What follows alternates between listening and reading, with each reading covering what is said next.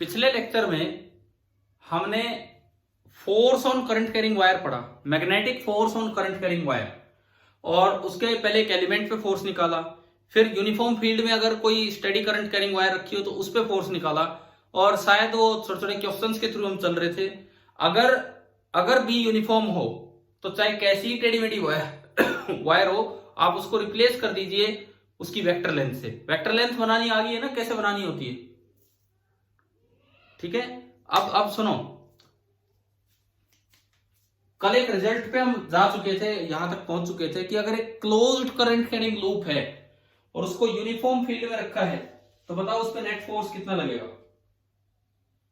0। Closed current carrying loop को uniform field में रखा है तो उस पर नेट फोर्स था 0, कोई फोर्स ही नहीं लगेगा। लेकिन जहां फोर्स 0 हो वहां टॉर्क तो लग सकता है। जैसे एक डाइपोल होता है, यूनिफॉर्म फील्ड में रखा है, फोर्स तो 0 है लेकिन टॉर्क तो नॉन 0 होता है। तो जो आज का जो मेन टॉपिक है, एक अच्छा टॉपिक है, ये डेरिवेशन बड़ा इंपॉर्टेंट है क्योंकि इसमें डायरेक्शंस का बड़ा रोल है। तो ढंग से हम ये सीखें। आज न्यूमेरिकल की बजाय यूं लगा लो कि यही पूरे अच्छे से समझना हमें कि क्या है torque on a current carrying loop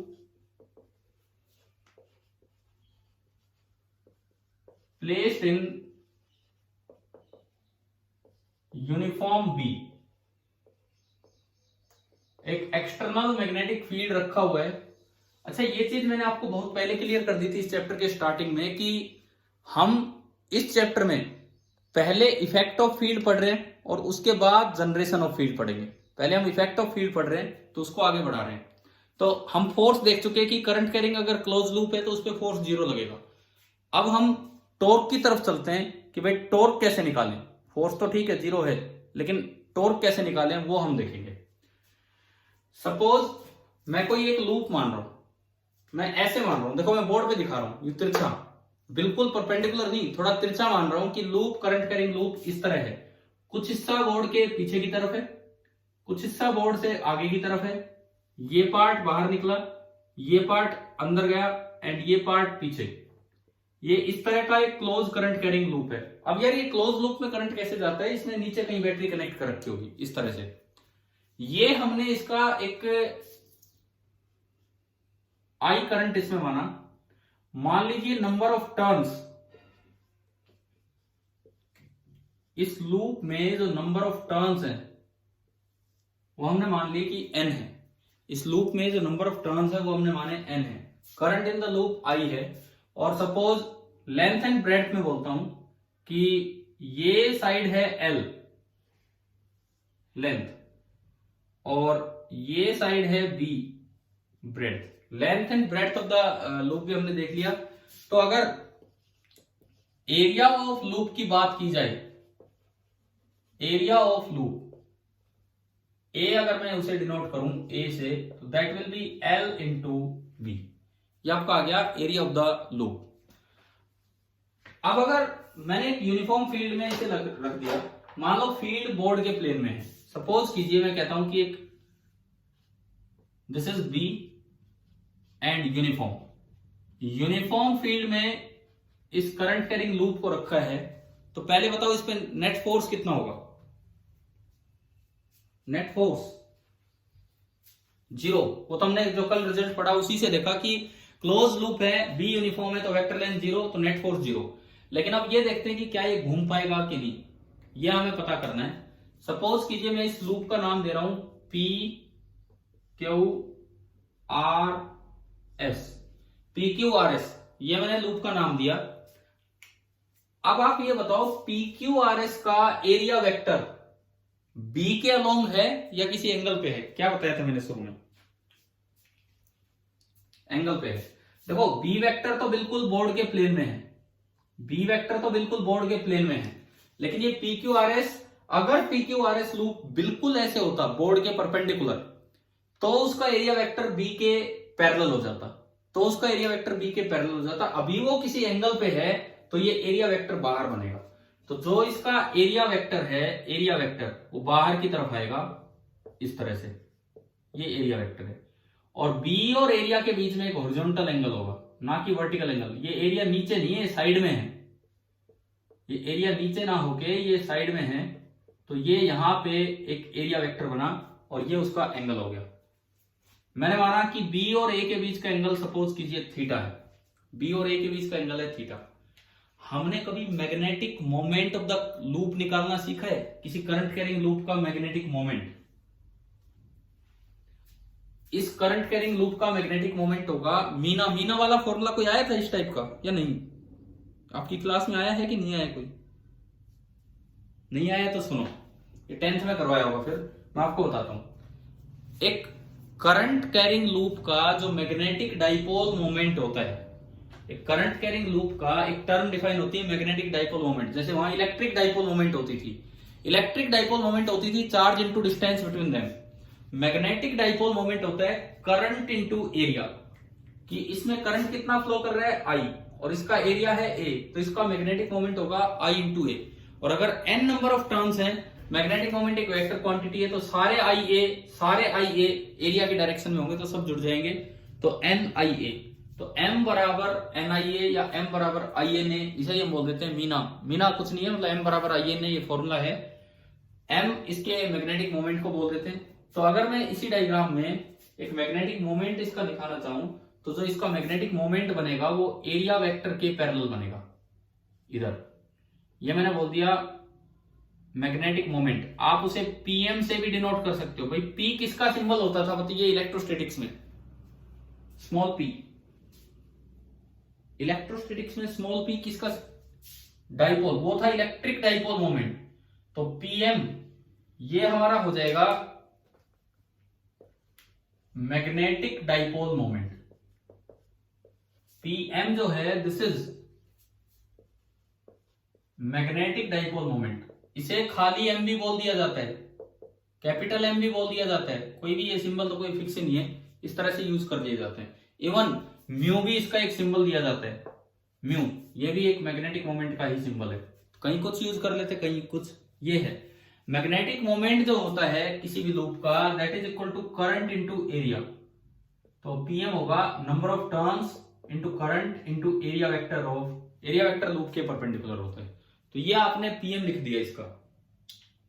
अब मुझे टॉर्क निकालना है। ये बताओ एक इलेक्ट्रिक डाइपोल को, जिसका डाइपोल मोमेंट पी है, अगर उसको इलेक्ट्रिक फील्ड ई में रखा जाए यूनिफॉर्म फील्ड में, तो उस पर टॉर्क का क्या फॉर्मूला आता है? Torque vector is equal to P cross E. ध्यान है ना ये, torque vector is equal to P cross E. तो यहां पे आप बताइए, अगर उससे मैं अंदाजा लगाऊं तो क्या फॉर्मूला बनना चाहिए? जैसे इलेक्ट्रोस्टैटिक्स में टॉर्क होता है P क्रॉस E, बिल्कुल सेम यहां क्या बनेगा? Torque is equal to PM cross B। तो एक बात तो ये कि फॉर्मूला तो हमें सीधा दिख रहा है कि भाई ये लेके आना है, ये लेके आना है। नेट फोर्स तो 0 है और टॉर्क का फॉर्मूला वैसे ही है जैसे डाइपोल की तरह, बस यहाँ उस तरह का डाइपोल नहीं है, ये इस तरह से है। अच्छा, अगर डाइपोल मोमेंट इधर है तो मैग्नेट में तो पोल्स होते हैं, तो ये आप ध्यान रखना, जिस डायरेक्शन में डाइपोल मोमेंट होता है वो वाला एंड नॉर्थ पोल की तरह बिहेव करेगा। तो जो हमें दिख रहा है सामने से, ये कौन सा पोल नजर आ रहा है इस मैग्नेट का, इस इक्विवेलेंट मैग्नेट का? North pole. और जो इसका पीछे वाला फेस है, देखो लूप के दो फेस हैं, एक आगे वाला एक पीछे वाला, जिधर मैग्नेटिक मोमेंट जाता है वो नॉर्थ पोल होता है। ये पोल्स वाली बात हम जब बार मैग्नेट आपको पढ़ाएंगे तो उसमें बताएंगे, लेकिन थोड़ा थोड़ा उसका आइडिया मैं यहां दे रहा हूं। अच्छा, अब ये फॉर्मूला हमें डेराइव करना है कि पीएम क्रॉस बी यहां कैसे बनेगा। अगर मैं इसमें सारी बातें देखूं तो टॉर्क बनेगा यहां पे बीना साइन थीटा। मीना और बीना यही चलने हैं यार इसमें। टॉर्क में टॉर्क बनेगा बीना साइन थीटा। कैसे बना बीना साइन थीटा?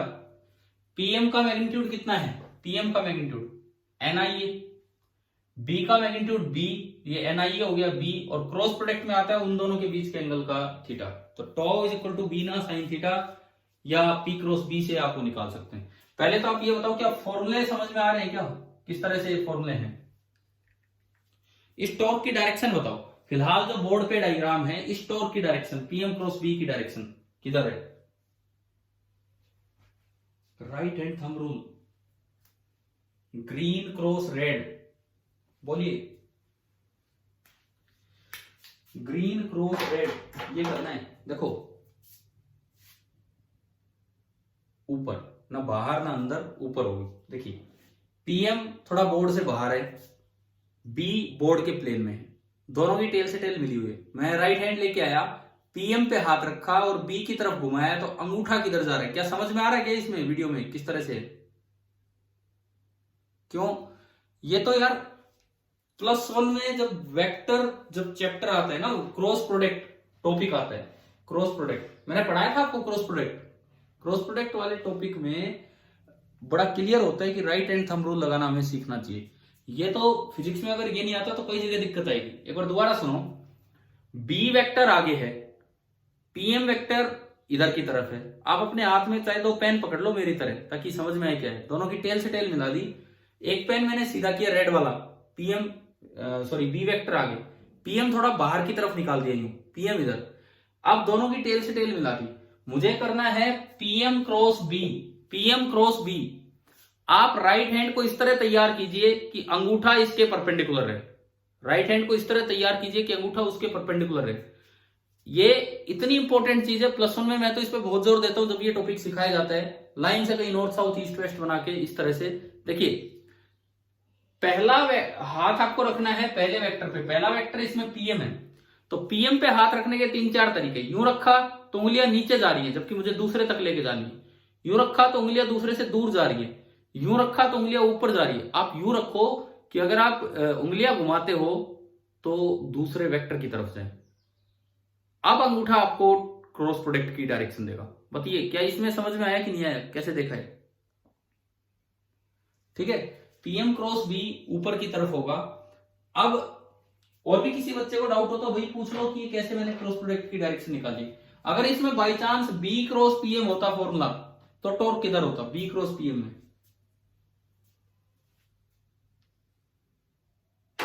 नीचे, बी आगे पीएम बाहर, तो बी पे हाथ रख के अंगूठा जरूर रखना है परपेंडिकुलर। कभी हाथ घुमाना सीख जाओ फिर डायरेक्शन ही नहीं दिख रही, बोले हाथ तो घुमा लिया डायरेक्शन नहीं दिख रही। डायरेक्शन अंगूठा देगा, बी क्रॉस पीएम अंगूठा नीचे। और गलती से भी लेफ्ट हैंड मत ले लेना भाई। कई बार क्या होता है जैसे एग्जाम में राइट हैंड तो बीजी है लिखने में, बोले ये फ्री है इससे निकाल लेते हैं, फिर वो डायरेक्शन उल्टी आएंगी, क्या फायदा है? तो ये तो अपनी आदत बना के रखो आप। तो टॉर्क की डायरेक्शन हमने सीख ली पीएम क्रॉस बी, और वो आई अपवर्ड। अब मेरे समझ में नहीं आ रहा कि अपवर्ड टॉर्क का क्या मतलब है। टॉर्क तो एक रोटेशन होता है, टॉर्क तो एक रोटेशन होता है, तो ये ऊपर की तरफ कैसे घूमेगा? ये कोई प्लेन रखा है, कोई लूप रखा है, ये ऊपर की तरफ कैसे घूमेगा? टॉर्क ऊपर आ गया। बताओ इसका मतलब बताओ, टॉर्क ऊपर होने का क्या मतलब है? टॉर्क ऊपर होने का क्या मतलब है बताइए? मैं बताता हूं, सुनो। अगर नहीं पता है या पता भी है तो भी देखिए। ये लूप इस तरह घूमेगा, टॉर्क ऊपर होने का ये मतलब है, ये लूप इस तरह घूमेगा कि अगर आप राइट हैंड की उंगलियों को उसके घूमने की तरह कर्ल करें। अब ये कोई राइट हैंड थंब रूल नहीं लगा रहा हूं मैं, टॉर्क की डायरेक्शन का मतलब बता रहा हूं। जिस तरह से लूप घूमेगा, राइट हैंड की उंगलियों को उस तरह घुमाएं तो अंगूठा ऊपर आएगा। ये मतलब है कि टॉर्क ऊपर होने का। तो बताओ ये कैसे घूमेगा? क्या समझ में आ गया कि अगर टॉर्क ऊपर है तो इसका मतलब ये लूप यूं घूमेगा, यूं। हाँ जी भी बताओ, क्लियर है इसके रोटेशन किस तरह से होना है इस लूप का? ये जो लूप है ये यूं घूमता चलेगा। दरअसल आप जो पढ़ रहे हैं, this is the principle of moving coil galvanometer. This is the principle of moving coil galvanometer, जो आज नहीं होगा, जो आगे क्लास में होगा मूविंग कॉइल गैल्वेनोमीटर। तो लेकिन मैं आपको करंट के साथ, करंट इलेक्ट्रिसिटी के साथ वो चीजें पढ़ा चुका कि conversion of galvanometer into voltmeter. याद है ये topic? Conversion of galvanometer into ammeter, ध्यान है ना ये वाले टॉपिक? तो हाँ, तो वो जो गैल्वेनोमीटर था जिससे आपने एमीटर और वोल्टमीटर बनाए थे, उसके अंदर क्या होता है? तो उसके अंदर ये प्रिंसिपल चलता है। और वो जो टॉपिक वहां पढ़ दिए वो इस यूनिट के ही टॉपिक है अकॉर्डिंग टू एनी सिलेबस। लेकिन अपने स्कूल वाले सिलेबस में वो पिछले में ही डाल दिए गए थे शायद ऐसे सवाल, और कुछ मुझे उसका आइडिया था बिकॉज HCV में वो चीजें वहां दे रखी थी, इसीलिए मैंने आपको वहां पढ़ाया था, नहीं तो मैं वहां नहीं करवाता। अच्छा अब देखिए, सुनो अब आगे सुनो। ये तो टॉर्क आ गया कि इस तरह से टॉर्क आएगा कि ये यूं घूमे। अब मैं डेरिवेशन अभी करवाता हूं इसका। मैं आपसे एक सवाल पूछ रहा हूं, क्या किसी किसी करंट कैरिंग लूप को मैग्नेटिक फील्ड लगा के रोटेट करवाया जा सकता है? पहला सवाल, जवाब दीजिए। क्या किसी करंट कैरिंग लूप को मैग्नेटिक फील्ड लगा के रोटेट किया जा सकता है, टर्न किया जा सकता है? ये तो हो ही रहा है, ये तो होने ही लग रहा है। दूसरा सवाल, क्या किसी लूप को उसी के एक्सिस के अबाउट, एक लूप का एक्सिस होता है, ये लूप है तो ये इसका परपेंडिकुलर एक्सिस, क्या किसी लूप को उसी के एक्सिस के अबाउट टर्न करवाया जा सकता है by applying a magnetic field? उसी के खुद के एक्सिस ऑफ रोटेशन के अबाउट, जो उसके प्लेन से पास हो रहा हो परपेंडिकुलर। ये सवाल ऐसे बनता है, ये ना एक एनसीईआरटी का एक सोल्ड एग्जांपल है, आपकी बुक में होगा कहीं ना कहीं, एक पार्ट है सोल्ड एग्जांपल का, कि can a loop turn around itself, can a current carrying loop turn around itself by applying magnetic field? मतलब क्या कोई लूप, जैसे ये लूप रखा है, ये लूप रखा है, तो ये इसका एक्सिस है, तो क्या ये इस एक्सिस के अबाउट, क्या ये इस एक्सिस के अबाउट टर्न हो सकता है बाय अप्लाइंग मैग्नेटिक फील्ड? अब इसका जवाब दीजिए। देखो सुनो, टॉर्क का फॉर्मूला है PM cross B।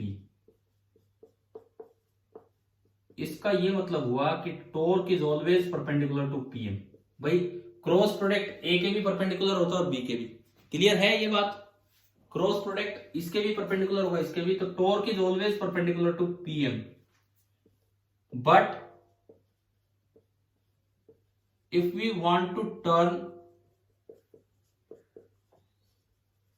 a loop about its own axis, दिख रहा है ना नीचे वाला जो मैं लिखता जा रहा हूं,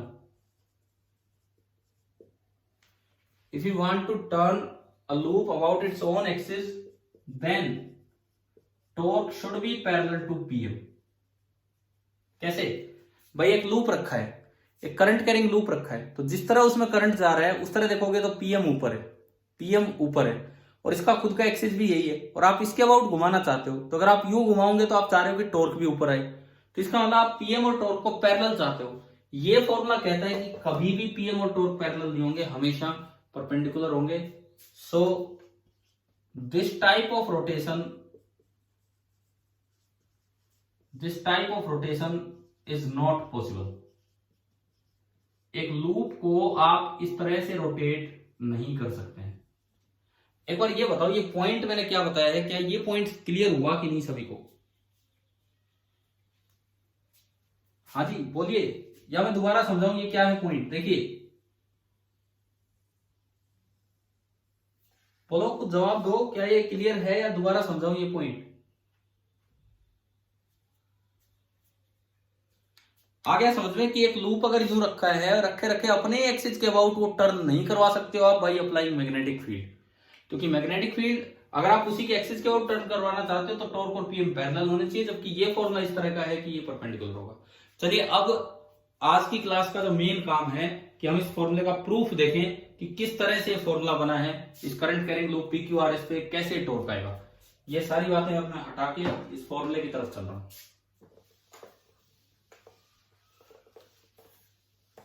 अब हम प्रूफ करेंगे इस फॉर्मूले का। अब पूछ रहे हो कौन से नोट के बाद? नॉट पॉसिबल लिखा होगा शायद मैंने आखिरी में, यहां जो लास्ट लिखा था, हाँ नॉट पॉसिबल, कि भाई ये पॉसिबल नहीं है, इस तरह से देखना पॉसिबल नहीं था, इस तरह से घुमाना पॉसिबल नहीं था। अब देखिए टॉर्क का प्रूफ देखते हैं पूरा। हमने 4 वायर्स बनाई, मैं एक एक वायर लेके अब बताता हूं आपको प्रूफ। सबसे पहली बात देखो, टॉर्क निकालने के लिए फोर्स तो देखना पड़ेगा। सबसे पहला पार्ट मैं ले रहा हूं force on PQ। PQ wire जो है उस पे कितना फोर्स लगेगा, तो यार मैंने मिटा दिया, लेकिन शायद आपको ध्यान होगा P पॉइंट हमने अंदर माना था और Q पॉइंट बाहर माना था, ऐसा ही माना था ना।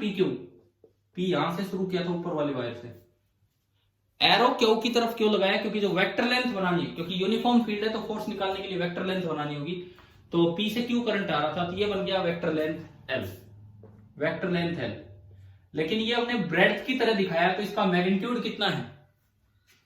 ब्रेड्थ की तरह दिखाया तो इसका मैग्नीट्यूड कितना है? B। ठीक है, अब जो मैग्नेटिक फील्ड है वो लगा रखा है आगे की तरफ, मैग्नेटिक फील्ड आपने लगा रखा है आगे की तरफ, और मैग्नेटिक फील्ड का पीएम के साथ, मैग्नेटिक फील्ड का पीएम के साथ जो आपने पीएम था लूप के परपेंडिकुलर, जो एंगल माना था दैट वाज थीटा, और ये है 90, वो थीटा था और ये 90। तो बताओ बी और एल के बीच का एंगल कितना हो गया, बी और इस केस में एल के बीच का एंगल। ये ध्यान है, ऐसा लूप था पूरा, ये यूं लूप था, इस तरह से करंट जा रहा था और यूं करंट आ रहा था, तो हम तो केवल पी क्यू को देख रहे हैं, और जो मैग्नेटिक मोमेंट था वो लूप के परपेंडिकुलर था, वो मैंने बाहर दिखा दिया। तो आप बताओ इस डायग्राम को देखते कि बी और वेक्टर एल पी क्यू के लिए उनके बीच का एंगल कितना हुआ, बोलो यार, बी और वेक्टर एल के बीच का एंगल कितना हुआ,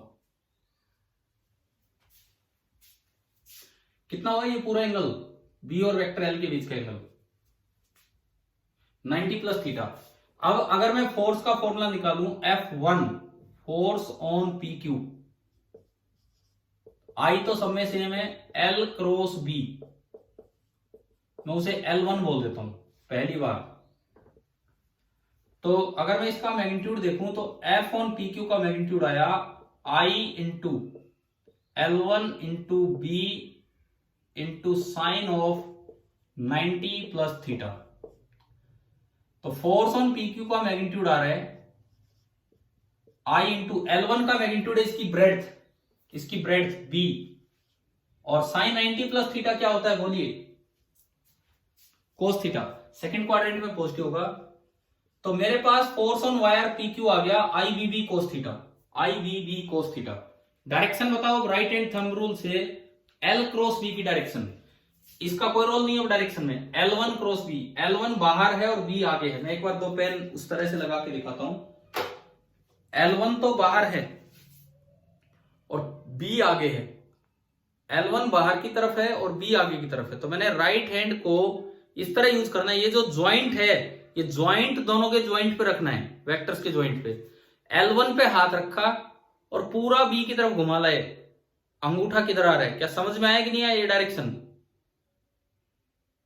किधर है, तो बताओ ये फोर्स किधर लगा, ऊपर।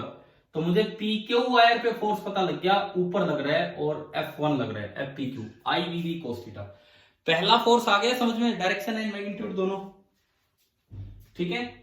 अब देखो मैं इसको मिटा के और बस वो रिजल्ट यहां लिख दे रहा हूं, लास्ट में इकट्ठा करेंगे।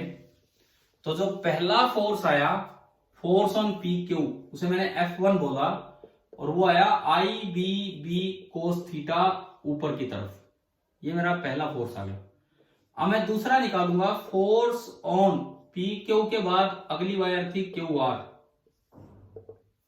फोर्स ऑन क्यू आर, तो उसके लिए मैं क्यू आर बनाऊं, देखो ये बिल्कुल नीचे बनेगा, ये क्यू से आर, और करंट ऐसे जा रहा है तो वेक्टर एल ऐसे बनेगा। इस वेक्टर एल का मैग्नीट्यूड कितना है बोलिए, इस वेक्टर एल का मैग्नीट्यूड स्मॉल एल, जो हमने लेंथ मानी वो स्मॉल एल है। मैग्नेटिक फील्ड तो आगे की तरफ है, यूनिफॉर्म मैग्नेटिक फील्ड है, तो बी और एल के बीच का एंगल कितना हो गया 90। इस बार तो आसान काम है, तो चलिए फिर से लगा देते हैं। मोड एल जो है दैट इज बी, तो मैंने F2 निकाला, force on wire Q R, formula लगाया I into L cross B, L2 cross B, हाँ ठीक है, सॉरी ये स्मॉल एल है। तो F2 जो आएगा दूसरा फोर्स, उसका मैग्नीट्यूड आया I इंटू L2 का मैग्नीट्यूड L, B का magnitude B, sine of angle दिख रहे हैं इन दोनों के बीच का 90 डिग्री, साइन 91 होता है, तो F2 आ गया I into L into B. देखो ये जो प्रूफ है ना, ये जो अच्छे प्रूफ्स होते हैं उनमें से एक प्रूफ है, क्योंकि इसमें आपको समझ आनी चाहिए कि भाई किस तरह से क्रॉस प्रोडक्ट की डायरेक्शन निकाल रहे हैं, कैसे एल वेक्टर लिख रहे हैं। तो ये चीजें बड़े इंपॉर्टेंट है इस प्रूफ में, क्योंकि कई बार बच्चे याद करके चले जाते हैं, कुछ भी गड़बड़ करके लास्ट में आंसर निकाल जाते हैं, लेकिन आप ढंग से सीखें। F2 की डायरेक्शन बोलो, F2 L क्रॉस B करके देखो, L नीचे B आगे, L नीचे B आगे, तो F2 की डायरेक्शन बोलिए क्या, नीचे हो ही नहीं सकती। अरे क्रॉस प्रोडक्ट हमेशा परपेंडिकुलर होता है दोनों को, जब L नीचे है तो F2 नीचे कैसे हो सकता है, आउटवर्ड। ये देखो L क्रॉस B, मैंने L पे हाथ रखा, बाहर की तरफ अंगूठा आएगा रोटेशन देने पे। आ गया समझ में? तो ये डायरेक्शन आई आउटवर्ड, डॉट से मैं दिखा रहा हूं आउटवर्ड। लास्ट में इकट्ठा करेंगे, बाहर मतलब इस वायर पे बाहर फोर्स लगेगा। तो जो F2 आया, F2 that is ILB and dot. दो चीजें हम निकाल चुके हैं। क्लियर हो गया भाई दूसरा पार्ट सभी को? ठीक है, अब देखते हैं थर्ड पार्ट। अब हम देखते हैं third part, force on PQ QR, उसके बाद RS। RS को अगर मैं दिखाऊं एक वायर की तरह, तो RS ऐसे बना था, R बाहर था और S पीछे की तरफ था। ये R, ये S, तो वेक्टर L ऐसे ही बनेगा। इस बार बताओ वेक्टर L की लंबाई कितनी है? वेक्टर L का मैग्नीट्यूड B। मैग्नेटिक फील्ड है आगे, तो इस बार आप बताइए कि मैग्नेटिक फील्ड और L वेक्टर के बीच का एंगल कितना होगा? ये कितना होगा? अब इसमें आप थोड़ा ध्यान ये कीजिए कि PM बाहर था, जो PM था वो बाहर की तरफ था परपेंडिकुलर टू द लूप, और PM और B के बीच का एंगल था थीटा, है ना? जाने शुरुआती डायग्राम। तो अब बताओ L और B के बीच का एंगल कितना बचा? हाँ, क्योंकि लूप के ये परपेंडिकुलर होता है, ये थीटा, तो ये जो एंगल बचा ये हमारा बचा 90 माइनस थीटा। समझ में आ रहा है ना पूरी ज्योमेट्री किस तरह से काम चल रहा है? ये लूप है भाई, ये पूरा लूप है, देखो ये लूप है इस तरह से, ये है पूरा लूप। और अब मैं इस ब्रांच पे देख रहा हूं RS पे, तो ये B हो गया, ये B है। अगर आप फोर्स नंबर थर्ड निकालें RS पे, तो I into L3 cross B, I into L3 cross B। इस बार अगर आप लगाएंगे तो I, ये तो I है, फोर्स का मैग्नीट्यूड में लिख रहा हूं F3 का, L3 का मैग्नीट्यूड है B इंटू B, और sine of 90 minus theta. Sine 90 minus theta क्या होता है? Cos theta. तो ये F3 आ गया IBB कोस थीटा, फिर दोबारा से IBB कोस थीटा, ऊपर भी IBB कोस थीटा आया था। डायरेक्शन बताओ इसकी L क्रॉस B से, ये L है ये B है, इसको हटाओ, अब ये किसी काम का नहीं। डायरेक्शन निकालने के लिए L क्रॉस B डाउनवर्ड, सही है। देखो ये L है, ये L अंदर की तरफ है, और जो B है वो सामने की तरफ है। L अंदर की तरफ है, तो मैंने यूं अंदर की तरफ हाथ दिखाया और सामने की तरफ घुमाया, तो अंगूठा नीचे आ रहा है, तो ये डायरेक्शन आएगी डाउनवर्ड। तो मेरे पास तीसरा फोर्स आ गया F3, तीसरा फोर्स आ गया IBB कोस थीटा डाउनवर्ड, यह है थर्ड फोर्स। अब मैं चलता हूं फोर्थ पे, आखिरी वायर SP पीछे की तरफ है लेकिन स्ट्रेट है, ऊपर सीधी ऊपर है। तो अब जो मैं निकाल रहा हूं नंबर फोर्थ, फोर्स ऑन, क्या नाम बच गया, कौन सी बची है? PS नहीं, SP। करंट जैसे जा रहा है उस तरह मैं नाम लिख रहा हूं। देखो SP जो वायर है वो पीछे है लेकिन है सीधी, ये S ये P, करंट ऐसे है। बताओ इसकी वेक्टर लेंथ कितनी है? L, ठीक है। जो B है वो आगे की तरफ है, मैं टेल से टेल मिला के दिखा रहा हूं, और ये एंगल तो सीधा ही दिख रहा है, कोई PM का रोल ही नहीं है, 90 डिग्री का एंगल है। अब बताइए इस पे F4, F ऑन SP, आपने फॉर्मूला लगाया I into L4 cross B, तो मैंने F4 का मैग्नीट्यूड निकाला I into L small l B और साइन 90, तो ये F4 भी आ गया ILB। डायरेक्शन बताओ इसकी F4 की, L क्रॉस B। अब तो शायद सब सही कर रहे हैं, L cross B, L cross B inward, अंगूठा अंदर की तरफ है, तो ये आ गई इनवर्ड। F4 आपका आया ILB इनवर्ड। चलो ये हमने 4 रिजल्ट्स निकाले, फिर मैं टॉर्क की तरफ चलूंगा। इसके बाद एक बार इन चारों को देख के यूं बताओ कि नेट फोर्स 0 जस्टिफाई हो रहा है, जो हमारा कल वेक्टर लेंथ वाला फॉर्मूला था उससे। देखो जितना फोर्स ऊपर है उतना ही इस पे नीचे है, तो F3 F1 को कैंसिल कर रहे हैं, F2 F4 को कैंसिल कर रहे हैं, इस वजह से चारों का जो नेट सम है वो 0 है।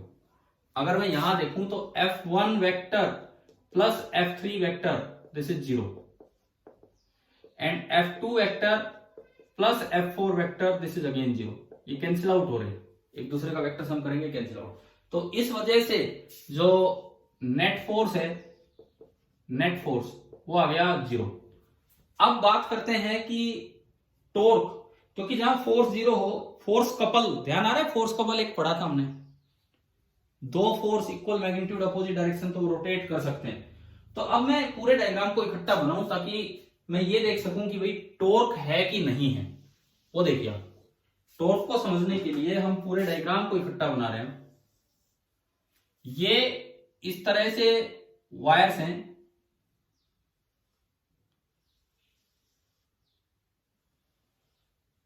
ये कुछ अंदर की तरफ है इस तरह से, P, Q, R and S।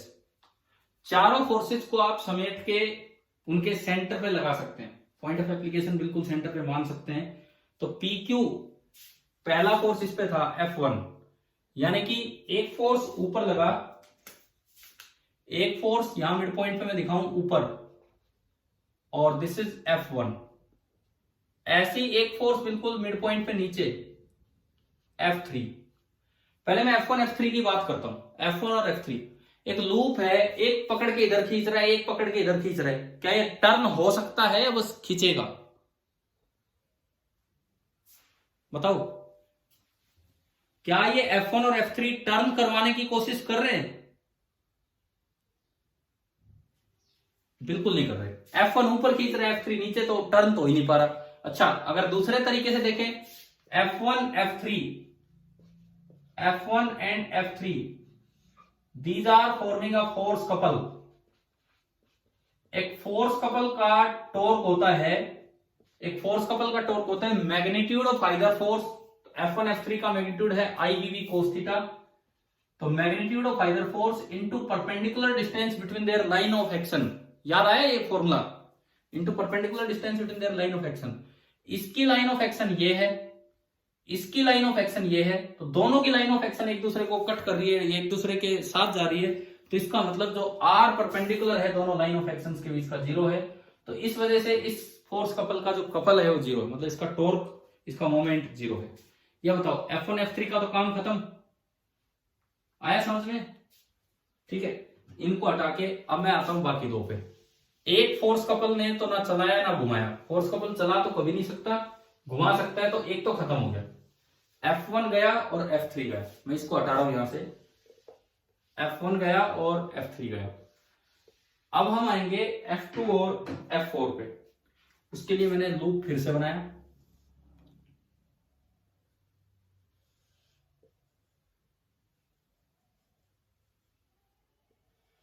ये अगेन मैं नाम डालूं P Q R S।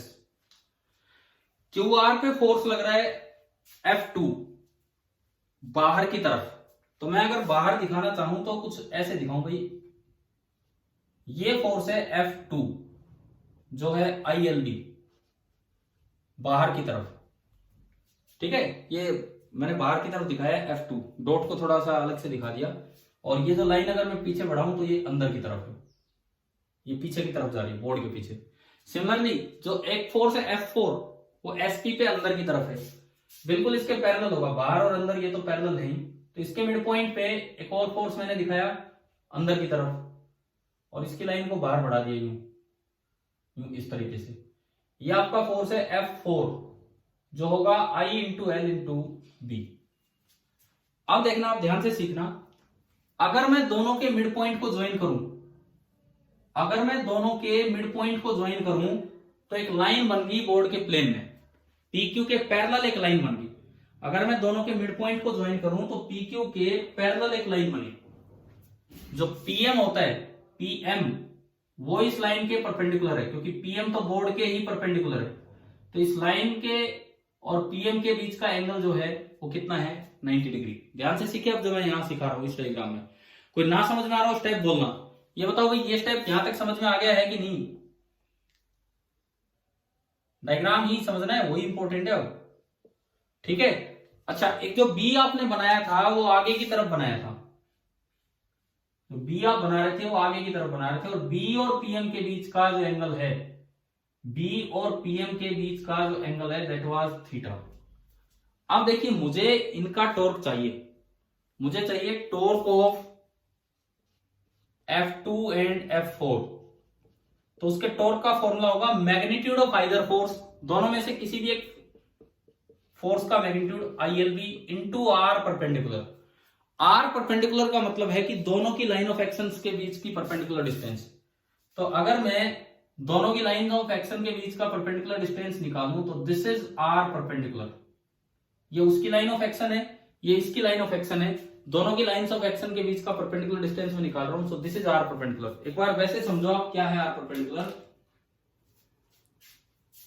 एक फोर्स बाहर की तरफ लग रहा है, एक फोर्स बाहर की तरफ लग रहा है, और एक फोर्स अंदर की तरफ लग रहा है।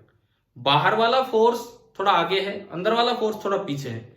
लेकिन अगर आर परपेंडिकुलर चाहिए तो मैंने इसकी लाइन बढ़ाई, इसकी लाइन बढ़ाई, और दोनों की लाइंस के बीच का जो परपेंडिकुलर डिस्टेंस है वो होगा आर परपेंडिकुलर।